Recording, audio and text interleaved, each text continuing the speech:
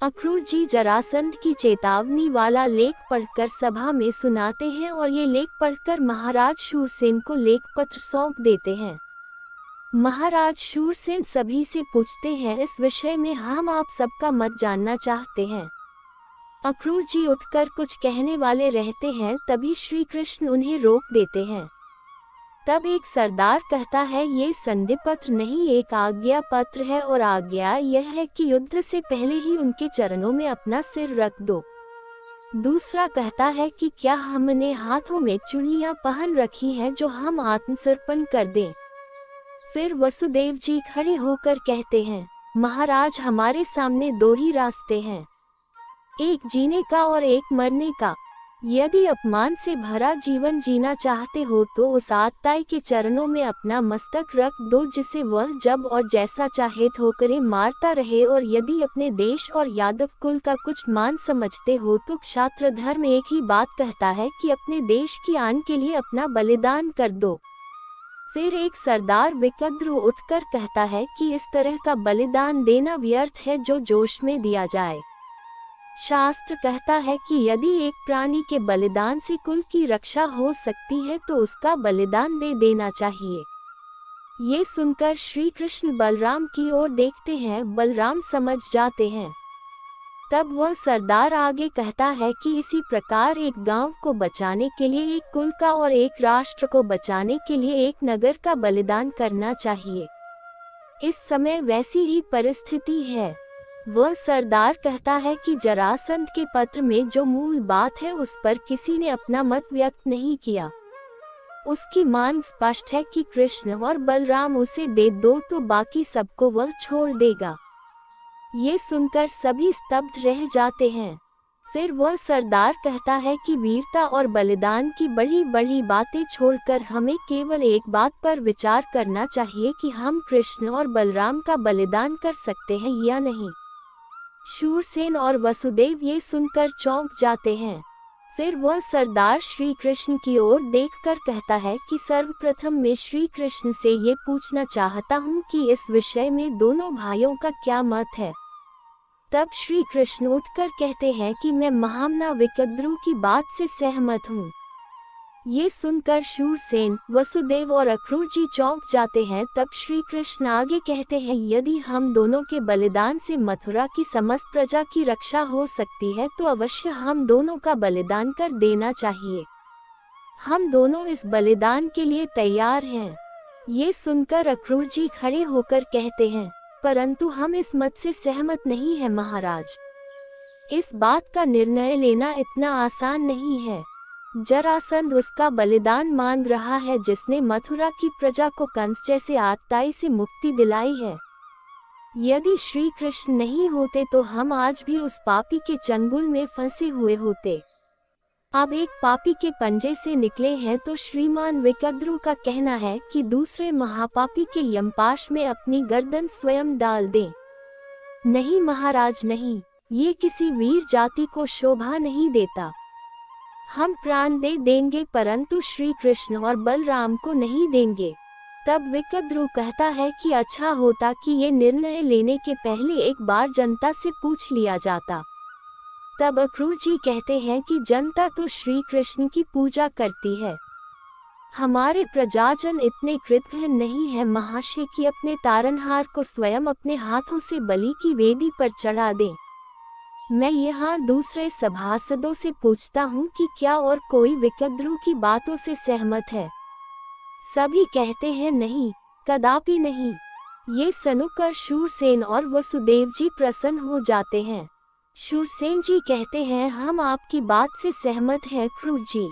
तब वसुदेव जी पूछते हैं, महाराज तो फिर जरासंध को क्या उत्तर दिया जाए। तब शूरसेन जी कहते हैं कि जरासंध को केवल एक ही उत्तर लिखकर भेज दो कि यादवों के सिर कट सकते हैं लेकिन झुक नहीं सकते।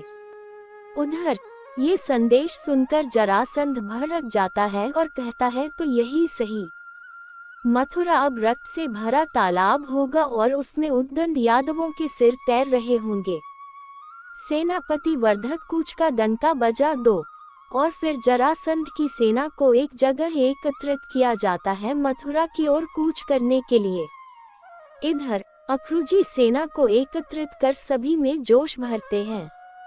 दूसरी ओर जरासंध अपनी सेना के राजाओं के बताता है कि कौन किसी द्वार से हमला करेगा।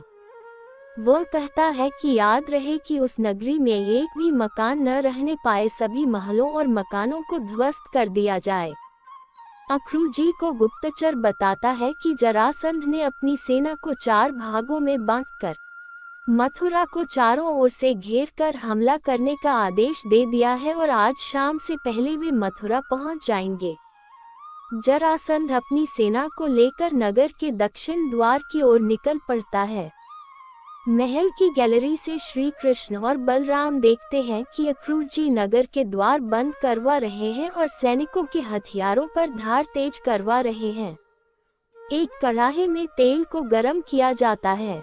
नगर और महल की दीवार पर कोटों के चारों कड़े इंतजाम किए जाते हैं। ये देखकर श्री कृष्ण और बलराम मुस्कुरा देते हैं। जरासंध की सेना मथुरा के चारों द्वार पर एकत्रित हो जाती है। सभी देखते हैं कि मथुरा के द्वार और दीवार पर खड़े सैकड़ों सैनिक तैयार हैं। द्वार पर खड़ा एक सेनापति चीखकर भीतर खड़े अक्रूरजी को बताता है कि जरासंध रुक गए हैं। जरासंध अपने सेनापति को कहता है कि दरवाजा तोड़ने की आवश्यकता नहीं, नगर के चारों ओर सूखी घास बिछाकर उसे जला दिया जाए। ये सुनकर महाराज शल्य कहते हैं कि महाराज, जनता को मारना उचित नहीं। जनता को तो मालूम ही नहीं है कि क्या हो रहा है और आपका क्या प्रस्ताव था। यदि आप आज्ञा दे तो मैं जनता तक ये संदेश पहुंचा देता हूँ। जरासंध कहता है, अच्छी बात है, जाइए और जनता को बताइए। उधर द्वार के ऊपर खड़ा सेनापति भीतर अक्रूरजी को बताता है कि कुछ परामर्श चल रहा है। फिर जरासंध के सैनिक एक संदेश तीर में लपेट कर शल्य के आदेश पर नगर की ओर छोड़ने की पोजीशन लेते हैं। द्वार के ऊपर खड़ा सेनापति यह सब देख रहा होता है। बहुत सारे तीर छोड़े जाते हैं जो दीवार के उस पार जाकर नागरिकों के घरों पर गिरते हैं। नागरिक उस तीर को निकालकर उसमें लिपटे कपड़े पर लिखे संदेश को पढ़ते हैं, जिसमें लिखा होता है, जरासंध का संदेश, निर्दोष जनता की प्राण रक्षा का उपाय। हमने महाराज को लिखा था कि हम मथुरा की जनता का संहार नहीं चाहते, सो यदि तुम कंस के हत्यारे कृष्ण और बलराम को हमारे हवाले कर दो तो हम सबको क्षमा कर देंगे। लेकिन ये बात तुम्हारे राजा की समझ में नहीं आ रही है, क्योंकि उन्हें अपनी निर्दोष प्रजा के प्राणों की चिंता नहीं है। वह अहंकारी राजा है। जनता में इस संदेश को लेकर विरोधाभासी विचार और मतभेद रहते हैं। एक कहता है, यदि कृष्ण भगवान है तो वह अपना रक्षा स्वयं कर लेगा, हमें उसकी नहीं अपने बाल बच्चों की रक्षा की चिंता करना चाहिए। वैसे भी यदि किसी एक की बलि से देश बच सकता है तो काल धर्म यही कहता है कि उसे एक का बलिदान कर देना चाहिए। इधर विक्रदु सभा में कहता है कि सारी प्रजा में इस बात की चर्चा है और प्रजा का बहुमत इस बात में ही है, महाराज को जरासंध से संधि करके उसका प्रस्ताव स्वीकार कर लेना चाहिए। तब अक्रूरजी खड़े होकर क्रोध में कहते हैं कि और अपने भगवान को उनके हवाले कर दें। तब विक्रद्रु कहता है कि इसका उत्तर भी प्रजा ने दे दिया है कि यदि कृष्ण भगवान है तो उसकी रक्षा की चिंता हम क्यों करें, वो अपनी रक्षा स्वयं कर लेंगे। कृष्ण और बलराम ये सुनकर मुस्कुरा भर देते हैं। तब श्री कृष्ण खड़े होकर कहते हैं, महाराज, मैं प्रजा की बात से पुनर्तः सहमत हूँ। ये समय तर्क वितर्क का नहीं और न ही भावुकता का है। ये समय है बुद्धि और नीति से काम लेने का। और राजनीति भी यही कहती है कि यदि एक की बलि से लाखों के प्राण बच सकते हैं तो उस एक को अवश्य बलिदान करना चाहिए। ये सुनकर शूरसेन, वसुदेव और अक्रूरजी निराश हो जाते हैं, लेकिन विक्रद्रु प्रसन्न हो जाता है। फिर श्री कृष्ण कहते हैं, महाराज, जरासंध को ये संदेश भेज दिया जाए कि कल प्रातः सूर्योदय होते ही हम दाऊ भैया के साथ जाकर आत्मसमर्पण कर देंगे। अब हमें आज्ञा दीजिए महाराज। ये कहकर श्री कृष्ण बलराम की ओर देखते हैं तो बलराम जी हाँ में गर्दन हिला देते हैं। फिर दोनों उठकर महाराज को प्रणाम करके चले जाते हैं। रात्रि को ही एक कपड़े में संदेश लिखकर उसे तीर में लपेटकर जरासंध की सेना की ओर संधान कर दिया जाता है।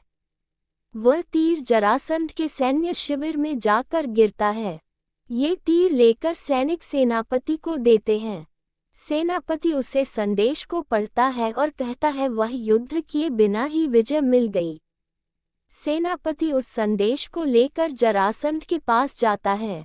सेनापति वह संदेश जरासंध को देते हुए कहता है, सम्राट को बधाई हो, शत्रु ने अपनी हार स्वीकार कर ली है। ये पढ़ और सुनकर सभी में हर्ष व्याप्त हो जाता है। जरासंध कहता है, वाह मित्र वाह, तुम्हारी योजना तो सचमुच सफल हो गई। कल प्रातः कृष्ण और बलराम मथुरा के दक्षिण द्वार से बाहर निकलकर हमारे सामने आत्मसमर्पण कर देंगे। ये कहकर वह हंसने लगता है। सभी वहां नारे लगाते हैं, सम्राट की जय हो, जय श्री कृष्ण।